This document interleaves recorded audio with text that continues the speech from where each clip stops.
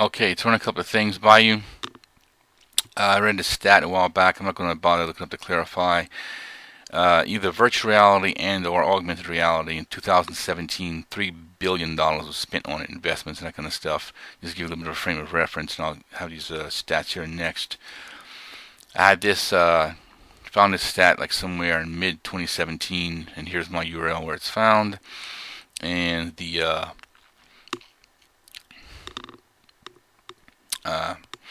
quote there was, the source was DigiCapital, saying that they compared augmented reality to virtual reality. They say that by 2020 is going to be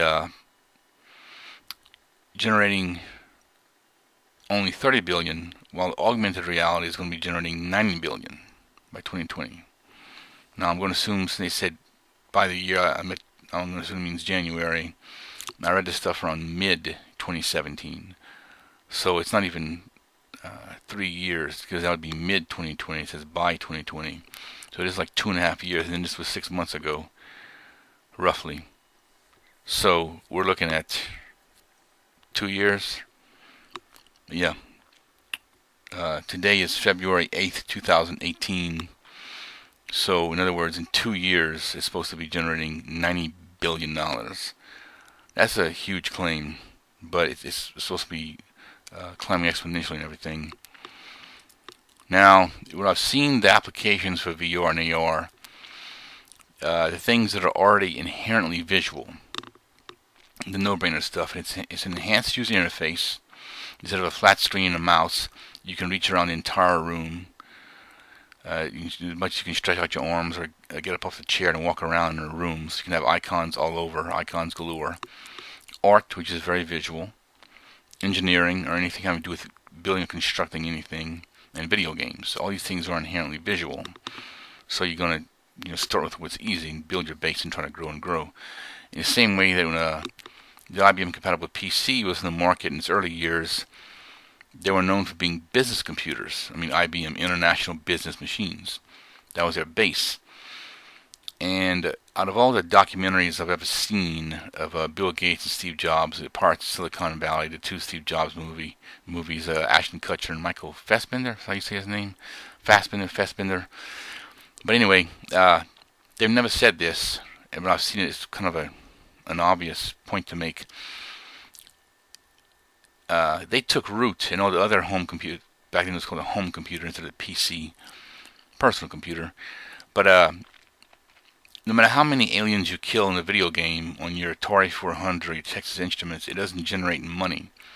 But in the business world, where IBM was staking their claim, whenever you have businesses earn more money because of your products, they'll have an incentive to spend more money on your stuff on the next generation, next version, and so on and so on. So it feeds itself. It's a loop. As Bill Gates would call it in his book, The Road Ahead, a positive spiral. So in the same way with the virtual reality market, they're going to start with a core base that's kind of the no-brainer stuff, and then to eventually grow. And this is what I'm hoping to do with these ideas of mine. Socio-political debate. You can have two people or more than two people debating each other, and I've come to call them like ideological gladiators in a room where you're manipulating icons and you're organizing information by theme and concept. How many instances or articles have there been written talking about Al Gore legislation? How many pieces have been done on George McGovern and the influence he had on the Democrat Party even until today? How many pieces have been done on environmentalism? How many special interest groups are environmentalists? How many environmentalist activists are there? By group, by person, by magazine pieces, anything on the radio, TV, newsprint, so on, the internet, duh.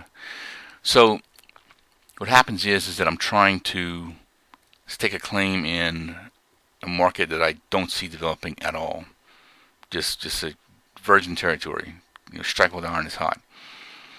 And this is a little abstract with just linking concepts together and stuff. I have a group like the EPA and the NRA, but then I have more of an abstract concept like environmentalism or alienating minorities, or an issue like campaign finance reform or lawsuit ethics, concept of public relations. The next frame I have here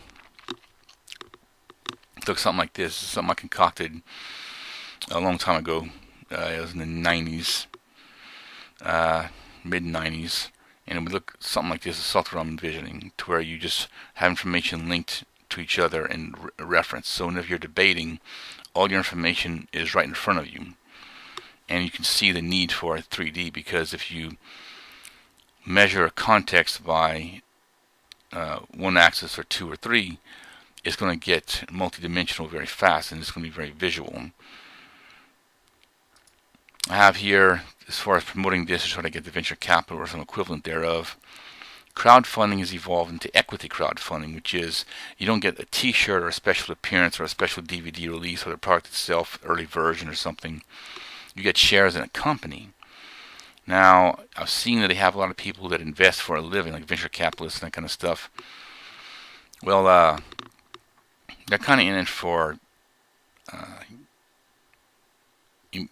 substantive results and more or less the long haul, unless they can make their money off of a company in 6 months before it goes under. But I'm not familiar with that form. I'm more familiar with people that VCs that want to invest in companies going to be around for 10 years, 15 years and stuff. It's going to be won't be phased out so soon, because trends will take a sharp turn, and what they're putting out won't have any relevance anymore. And it's kind of weird in the .com world. Long term is just 10 years instead of 75 years or 100. Now, then you have, when you're promoting yourself, you have influence marketers. Some of the sources I remember seeing on YouTube, various articles online and stuff. You can pay as little as $13 a month or $19 a month, and you have all your material ready, your website, everything laid out pretty aggressively, and they'll contact people that are professionals in your category.